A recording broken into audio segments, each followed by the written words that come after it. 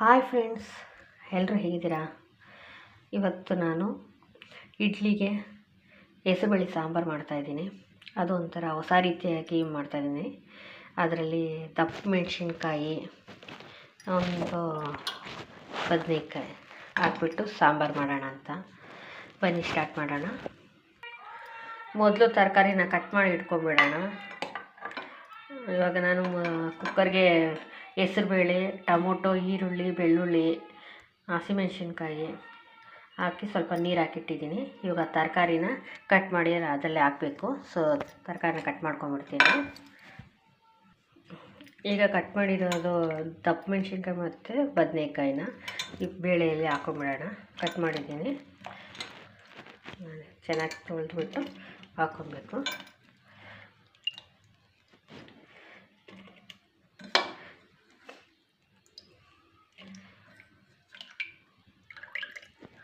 ನೋಡಿ ಹಾಕೊಂಡ್ಬರಿ. ಈಗ ಇದ್ರೆ ಸ್ವಲ್ಪ ಎಣ್ಣೆ ಹಾಕ್ಬಿಡೋಣ.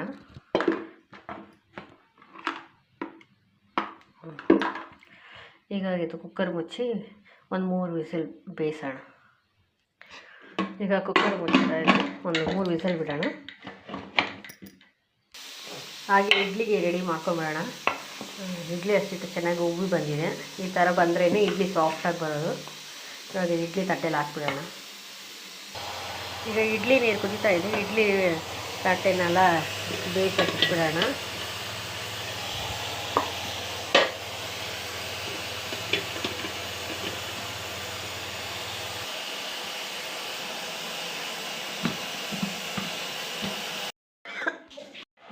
ಕುಕ್ಕರ್ ವಿಸಿಲ್ ಬಂದಿದೆ, ಬೇಳೆ ಬಂದಿದೆ. ಬೇಳೆ ಎಲ್ಲ ಬೆಂದಿದೆ, ತರಕಾರಿನೂ ಚೆನ್ನಾಗಿ ಮಸ್ತಿಡೋಣ.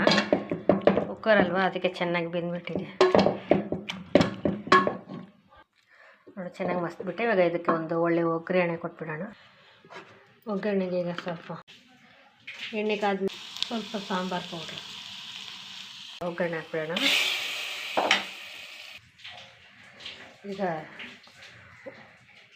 ಉಪ್ಪು, ಸಾಲ್ಟ್ ಎಷ್ಟು ಬೇಕೋ ಅಷ್ಟು ರುಚಿಗೆ ತಕ್ಕಷ್ಟು ಹಾಕ್ಕೊಂಡು ಚೆನ್ನಾಗಿ ಸಾಂಬಾರನ್ನ ಬೇಯಿಸೋಣ. 1-2 ಕುದಿ ಬಂದ ತಕ್ಷಣ ಆಫ್ ಮಾಡಿಬಿಡೋಣ. ಇಡ್ಲಿ ಬೆಂದಿದೆಯಾ ನೋಡೋಣ. ಬೆಂದಿದೆ. ಸಾಂಬಾರು ರೆಡಿಯಾಗಿದೆ ನೋಡಿ, ರೆಡಿಯಾಗಿದೆ. ಚೆನ್ನಾಗಿ ಕುದಿ ಬಂದಿದೆ. ಸಾಂಬಾರು ಇವಾಗ ರೆಡಿ ಆಯಿತು. ಇಡ್ಲಿನೂ ರೆಡಿಯಾಗಿದೆ ನೋಡಿ, ಎಷ್ಟು ಸಾಫ್ಟಾಗಿ ಬಂದಿದೆ ಇಡ್ಲಿ.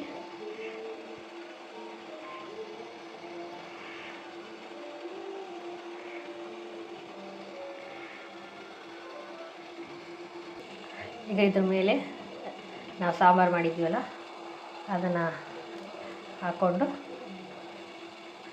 ಎಂಜಾಯ್ ಮಾಡೋದು ಅಷ್ಟೇ ನೋಡಿ. ಬಿಸಿ ಬಿಸಿ ಸಖತ್ತಾಗಿ ಬಂದಿದೆ. ನೀವು ಇದೇ ರೀತಿ ಒಮ್ಮೆ ಟ್ರೈ ಮಾಡಿ ನೋಡಿ, ಹೇಗೆ ಬಂದಂತ ಕಮೆಂಟಾಗಿ ತಿಳಿಸಿ. ನನ್ನ ಚಾನಲ್ ನೀವು ಸಬ್ಸ್ಕ್ರೈಬ್ ಮಾಡಿದ್ರೆ ಪ್ಲೀಸ್ ಸಬ್ಸ್ಕ್ರೈಬ್ ಮಾಡ್ಕೊಂಬಿಡಿ. ವಿಡಿಯೋ ಇಷ್ಟ ಆಯಿತು ಅಂದರೆ ಒಂದು ಲೈಕ್ ಕೊಟ್ಟು ಶೇರ್ ಮಾಡಿ. ಲೈಕ್ ಕೊಡಿ. Thank you for watching.